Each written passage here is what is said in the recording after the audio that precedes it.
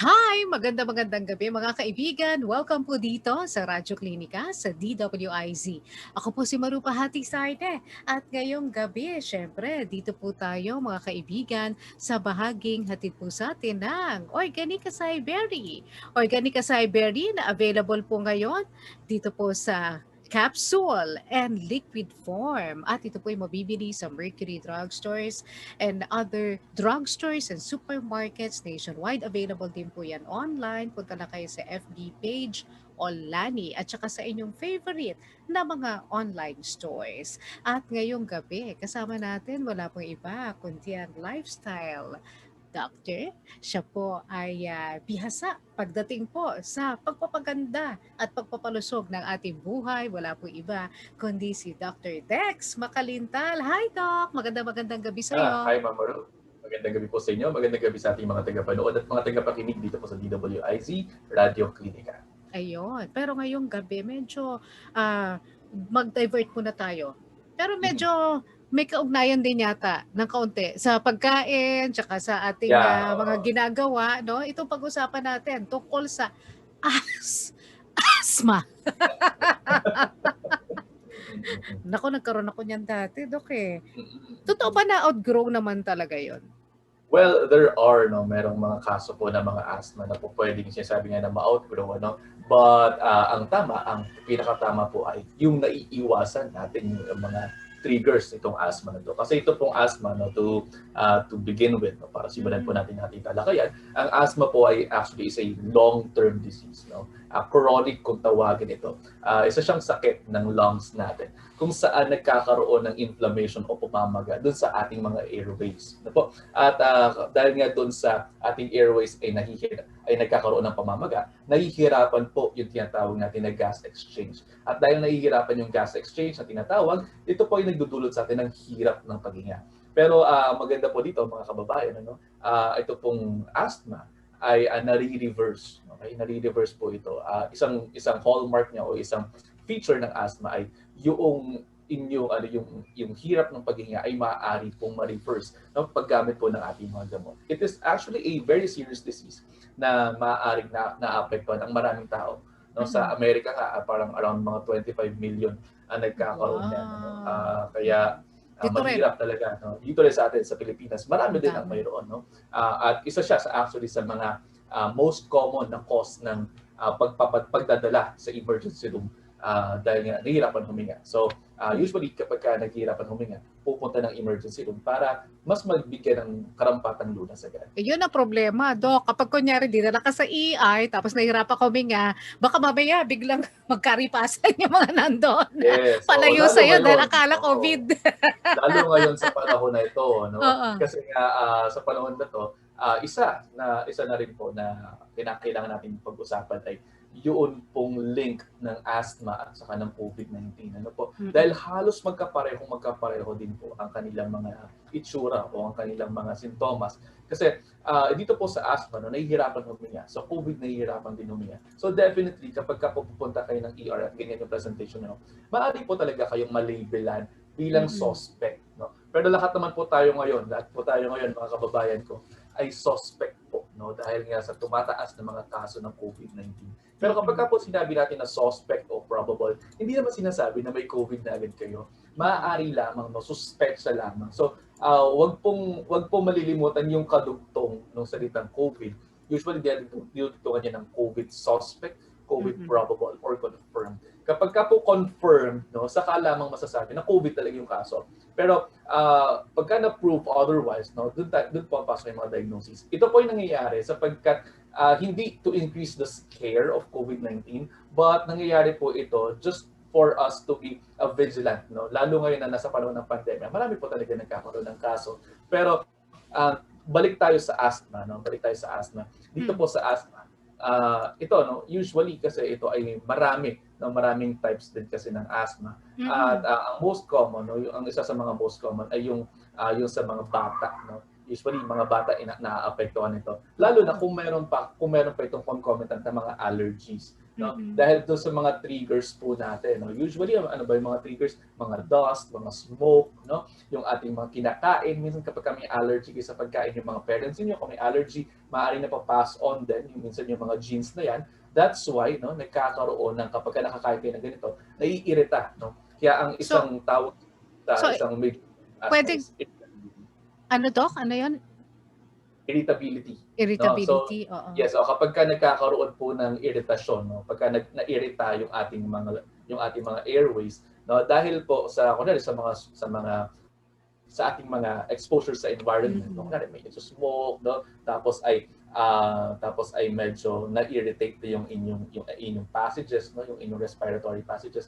Pagka na-irita yan, ano, maaaring magkaroon yan ng pamamaga, no? Yung tinatawag na inflammation. So, kung makikita niyo po dito sa ating screen, no, dapat yan talaga ay patent or bukas na bukas yun kung daanan ng inyong hangin. Pero ang nangyayari usually dyan sa asthma ay dahil sa mga irritants natin, doon sa mga nagko-cause ng irritation sa ating mga airways, nangangapal, no, yung mga airways natin.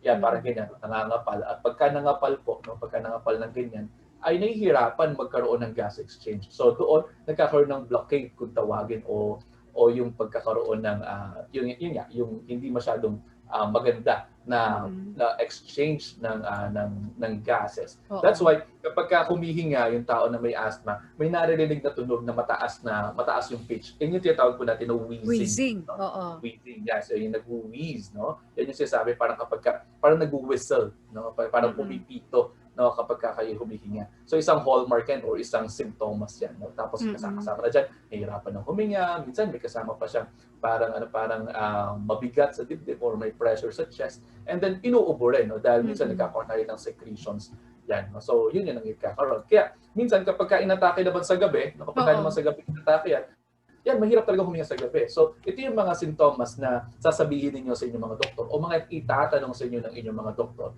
para mabigyan kayo ng tamang diagnosis. Pero ipinanganak ka ba na may asthma? O yan ay na-acquire mo lang? Nangyayari lang yan dahil nga doon sa exposure mo sa environment na polluted?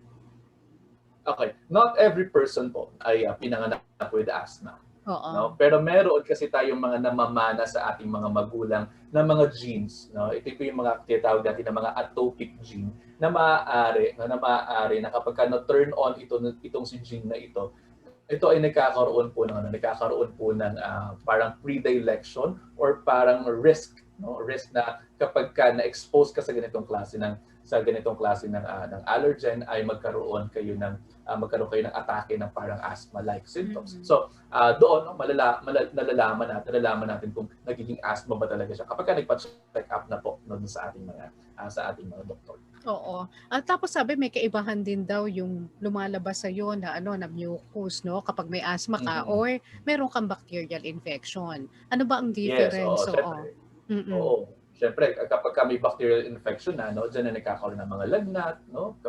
Minsan may concomitant pa nga na pneumonia, no? So doon kapag pneumonia like na yan, kapag meron na pong ibang bacteria na, no, yung tinatawag na on top, no, yung may asthma ka tapos meron ka pang bacterial pneumonia, nag-iiba yung secretions, minsan may secretions na sa bibig, no, mula sa inyong mga respiratory passages. Doon po no, nag-iiba-iba yan, iba-ibang sintomas, iba-iba yan ng itsura. So kaya pinakamainam, no, napakarami po kasi niyan. Kaya pinakamainam na magpatingin po talaga sa doktor kapag nakakaramdam na kayo ng mga ganitong klase ng sintomas. Pero hindi lahat ay nagkakaroon ng ganyan. Oo, kasi nakakita ako minsan, Doc, ng inaasma na bata sa ospital.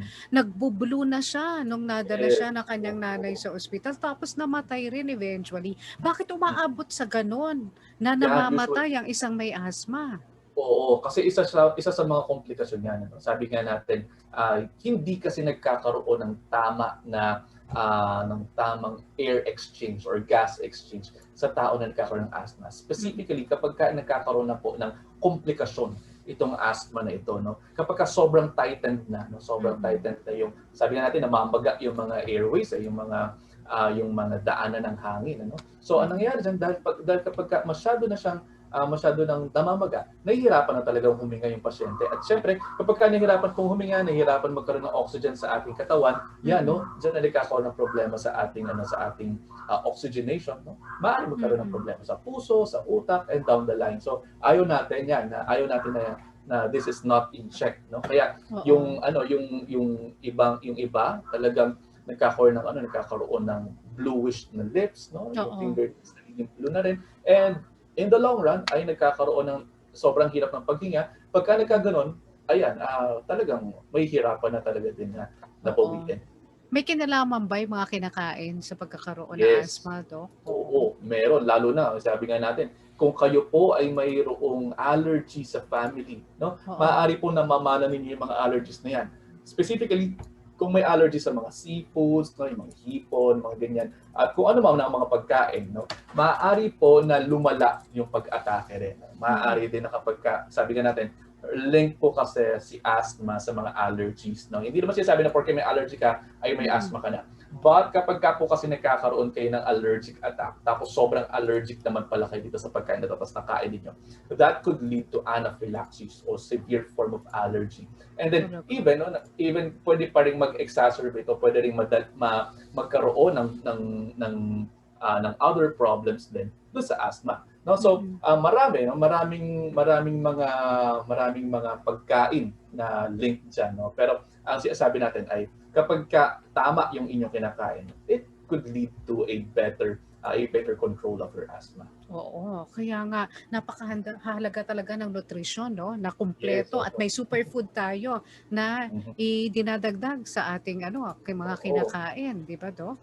Yes, ma'am. Kasi lalo na ngayon sa panahon ngayon na ang dami ng mga lumalabas na impormasyon at saka ang dami rin po na mga pagkain na hindi naman talaga masusustansya. Ang isa pa dito ay laging sinasabi na kapag more processed yung kinakain natin, napakaraming toxins din na napupunta sa ating mga kinakain at syempre pupunta sa ating mga katawan. So kinakailangan natin doon tayo pupunta sa mga pagkain na nakakapagpababa, no, ng inflammation.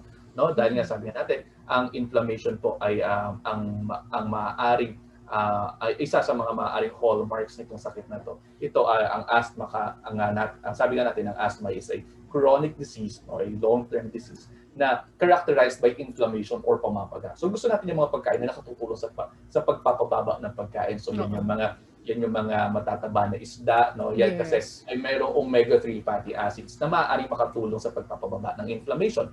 Gayun din po yung mga plant foods po natin, mga prutas, mga gulay, at yung mga iba't ibang kulay nitong mga ito, no? Sinasabi nga natin parati yung rainbow colors. At saka, syempre, highlight lang po natin yung mga colorful na berries, no? Katulad nito, nakikita niyo sa mga screen natin.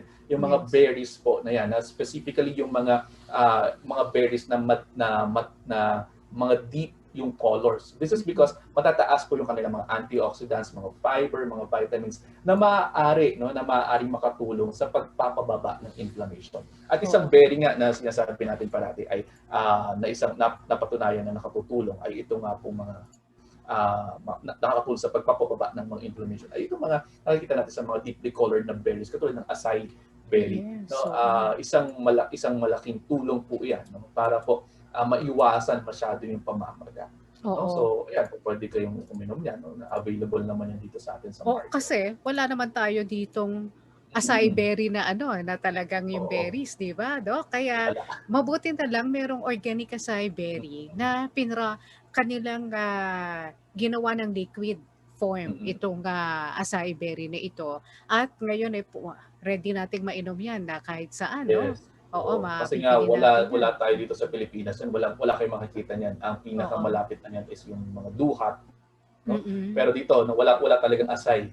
At nakita din sa mga pag-aaral na nakatutulong po itong acai berry sa pagpapababa talaga ng inflammation ng iba't ibang klase ng mga sakit. Oo, kasi alam niyo po ba yung acai berry sa Amazon jungles pa po yan nakukuha.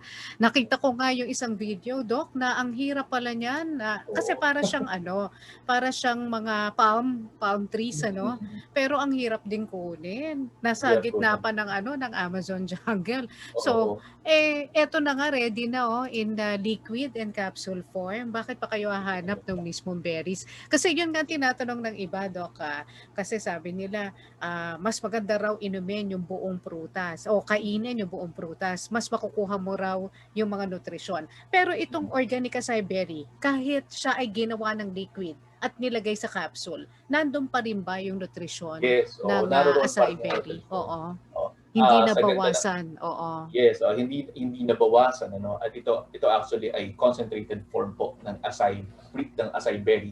At ito po no, sabi nga natin dahil nga wala tayo makukuha dito sa Pilipinas nito na mismong purong-puro na acai na butil mismo no. Ito po no, nagawa na po ito na pwede po ninyong mainom na cured na. No? So, maganda sa katawan, no? Maaari makatulong dahil nga sa taas ng tinatawag nito na ORAC value, yung ORAC value, no? Na ang ibig sabihin lang kapag po mataas po yung antioxidants na laman niya. Tandaan po natin na kapag po mataas ang antioxidant ng isang pagkain, ito po ay malaki ang naitutulong sa ating mga sakit, no? Sapagkat lalo at ang more often than not, ang mga sakit na nauuso ngayon no dito sa mundong ginagalawan natin ay more of mga inflammatory diseases. Yes. At yung mga antioxidants na yan ay malaki ang itutulong sa atin.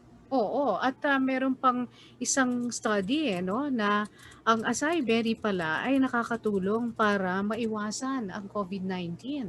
Yes, may nilabas na isang study dyan na-publish na rin yan. At maganda yung naitutulong po noong acai berry, noong mismong berry na nakatutulong talaga siya na sa pagkakaroon ng inflammation, ng pagpapababa ng inflammation dito sa COVID. Mababasa nyo po yan sa National Institutes of Health, Yes, US National Library of Medicine, clinicaltrials.gov. Hanapin nyo po ito, clinicaltrials.gov. Ang pangalan po na study, the acai berry COVID-19 Anti-Inflammation Trial. At nakita nga po nila doon sa kanilang study na isinagawa ito sa Canada, no? Na nakita po ang resulta na nakatulong para po yung mga may COVID-19 ay bumaba yung kanila pong hospitalization din at yung mga simptomas po nila ay agad po na nare-resolva nang sila po ay mag-acai berry. At yan nga po ay maiinom na natin ng diretso mula sa organic acai berry. Yes. Okay. Pero Doc, ito kasi ngayon, ang daming lumalabas, mag-vitamin C ka raw, mag-vitamin A, vitamin D at kung ano-ano pang mga vitamins para maiwasan mo ang COVID-19. Ito bang mga vitamina na ito, meron na yung organic acai berry? Yes, marami na rin yan. Sabi nga natin, this is actually yung tinatawag nila ng mga superfood. Although, hindi lahat ng vitamins na naroon. But then again, most of the vitamins na kinakailangan natin, most of the vitamins, most of the minerals, naririyan po sa acai berry. No? So, kasi it is very packed dahil sa kanya, dahil sa structure po nung mismong acai berry, nung mismong berry na pinag-uusapan po natin, ay mataas po ang kanilang mga omega fatty acids, po yung inyong vitamin C, yung inyong vitamin A, yung mga ganyan, matataas po yan sa ating dito sa berry na ito. Kaya maaari talaga itong makatulong sa ating mga kababayan na nahihirapan. Okay. At kayong mga may asthma, talagang dapat mag-ingat lalo ngayong andito pa rin si COVID-19. Kasi kapag tinamaan kayo, yung inyong anlads, hirap na doon sa pag inaatake ng asthma. Lalo na kung magka-COVID ka pa. Diba? Kaya nga, ang problema po natin dyan ay kapag po kasi nagkaroon kayo ng COVID-19, yung pong mga kaibigan natin na may asthma dyan, ay maaari po talaga na maging severe yung attack. That's why kinakailangan po talaga in-check at ma-prevent natin po yung inyong mga attacks. Kinakailangan ma-win off talaga natin yung asthma. So, kinakailangan dyan, ang mga remedies dyan, talaga iwasan po natin yung mga triggers natin. Iwasan yung mga triggers ng asthma. Alamin nyo rin po sa mga sarili ninyo kung ano ba yung nakakapagpa-trigger sa inyo ng asthma. Kunyari, meron kayong kapitbahay na naninigarilyo, ay iwas po na kayo dyan. Meron kayong mga kasama sa bahay na naninigarilyo, ay patigilin po natin sila. Kasama po kaya palabasin nyo ng bahay. Palabasin ng bahay. Doon sa garden. Oo, sa garden. O kaya naman po ay bukod sa kung medyo on the heavier side po kayo, nakita po sa mga pag-aaral na mas malala ang tama ng asthma kapag on the heavier side. So, kinakailangan talaga natin, yes, so kinakailangan talaga po natin ay ma-lose natin yung mga sobra na weight natin and attain and maintain an ideal body weight. So, alamin niyo yan. Yun, para hindi naman bawal sa may asthma yan, yung magkikilos, mag-exercise, mag-bike, oo. Hindi naman. Nakatutulong pa nga, nakita nga sa mga pag-aaral na nakatutulong ang exercise para ma-train ulit or maayos yung inyong paghinga. No? And then, maaari din makatulong yung yoga para sa inyong physical activity at maaari din po makatulong yung inyong mga exercise talaga. Maaari makatulong talaga para ma-win off. So, kung may asthma ka, ilang organic acai berry ang iinumin mo, Doc, para ma-prevent yung pag-trigger? O kung mag-trigger man, meron kang protection sa iyong immune system. Dahil nga po ito pong acai premium blend, ito po ay mataas yung antioxidants. What we suggest is around 30 cc per day. Sa umaga po pwede po. And then sa gabi, pwede rin naman. Isang shot yun, yung 30 cc. Isang shot yung 30 cc. And then kung gusto ninyo na isama po sa inyong mga smoothies, pwede rin po ninyo na gamitin sa pagbe-bake yan. As flavoring pwede rin po yan. Para healthier yung inyong mga kinakain. And then, ayun, kung freeze-dried capsules naman, 1 capsule twice a day pwede na po yan. And then, bukod po dyan, kinakailangan din po talaga natin, ayusin din yung ating mga kinakain. Iwasan po ninyo yung masyadong madami na carbohydrates kasi meron po tayong tinatawag na respiratory quotient. Yung respiratory quotient, ito po ay sa nutrition, malalaman po natin yan na kapag mataas yung napoproduce na carbon dioxide ng ating katawan dahil sa ating mga kinakain kaysa sa oxygen, ay mas nagkakaroon po ng hirap ng paghinga. So, nakita po sa pag-aaral na kapag sobra yung carbohydrates na kinakain ninyo, masyadong maraming kanin, masyadong maraming mga carbohydrates na kinakain, carbo-loading ka parate, ganyan. And then you are on the heavier side, minsan nahihirapan huminga. That's why mukhang kinakailangan i-tone down natin yan, but not to the point na wala naman. And then, yun yan, lagi sinasabi na more of plants, complex carbohydrates, and then yung mga katulad nga nito na mga deeply colored vegetables, fruits, katulad ng acai berry. Malaki po may tutulong talaga because of the antioxidant rich na fruit and berries nito na maaari talaga makatulong sa inyo. Ayan, oo. Alam niyo po, ito pa ang maganda, Kasi ang organic acai berry po ay meron pong promo ngayon. 250 pesos off sa 946 milliliters na bote. Ito yung malaking bote ng organic acai berry. Tapos 135 pesos off sa 473 milliliters at 10% off kapag kapsula naman po ang inyong ininom, At ito po ay sa lahat lang ng Mercury Drugstores nationwide. Kaya punta na kayo sa mga Mercury Drugstores para makabili ng inyong organic acai berry na ngayon po ay nasa 250 pesos off, yung 946 milliliters, 135 pesos off sa 473 milliliters and 10% off sa capsules. At saka meron din silang organic acai choco and organic acai coffee. Sa mga mahihilig magkape, meron na pong organic acai coffee. At yan din, ganun din po ang laman po niyan na acai berries. At gayon din yung organic acai choco para doon sa mahilig naman sa chocolate na drink, Although itong organic acai berry ngayon na ating naiinom sa kasalukuyan yung mga bote, ako nasasarapan ako rito kasi mahilig ako sa mga yung berry ang lasa, yung medyo maasim-asim. Yes, masarap siya, masarap talaga siya. Kung kayo po ay mahiling mag-bake, pwede po isama sa mga tinapay, para mas healthy ang inyong mga ginagawa na recipes niyo. And to add more flavor to your food items. Yes, oo. Doc, kung ikaw naman, kung gusto nilang makipag-usap sa'yo o magkonsulta, meron ka bang Facebook page ngayon na pwede nilang puntahan? Oo. So, pwede po kayo pumunta sa facebook.com/askdocdex. So, tanungin mo si Doc Dex. O kaya mag-email sa askdocdex@gmail.com. So, ang sinasabi lang po natin dito ay kapag ka po kayo ay mayroong katanungan tungkol po sa inyong kalusugan, wag pong mag-atubili, i-ask Doc Dex muna yan. Yan, ask Doc Dex. Oo. At saka syempre, sa Facebook din, hanapin nyo rin po yung Olani dahil dito nyo naman po mabibili ang Organic Acai Berry sa Facebook page po nila, no? Or kaya naman po, punta rin kayo dun sa Organic Facebook page. At syempre, sa iba't ibang online stores po, available po Organic Acai Berry. Doc Dex, thank you so much again. Maraming salamat. Oo. At syempre, maraming salamat din sa ating mga kaibigan sa Organic Acai Berry. Nadyan sila Marichu Bondalo. Oy, I'm glad. Magaling ka na, Marichu. At saka si Rosel, Naive, maraming salamat. Miss Cathy sa Limbangon, kamusta ka na? Namimiss ka na namin. At sa lahat ng mga kaibigan natin sa Organic Acai Berry, Mariel Vergara, maraming salamat. Doc Tex, thank you so much. Maraming salamat. At syempre, kapartner din po natin dito sa Radyo Klinika Organic Acai segment ang Mestiza Soap. Ang Mestiza Soap po ay isang all-natural face and body soap made with 100% natural fruit and vegetable extracts katulad po ng papaya, ng carrots, at gayon din ng calamansi, banana, and virgin coconut oil. Ang mga ingredients po na ito altogether are beneficial for the skin's softness, tightness, and freshness.